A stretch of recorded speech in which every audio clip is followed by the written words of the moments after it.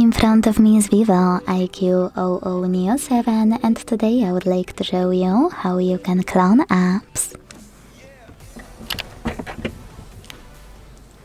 Begin by opening Settings and scrolling down to hit Apps. Then click on App Cloner here, in this case App Clone, and use white switcher next to any app you wish to clone here, or tap on Try More Cloned Apps and use those switchers. Either way, when you're ready, click on the white one and wait. So when I go back and check my app,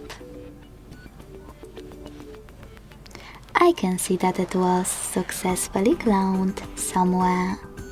Let's just find it real quick.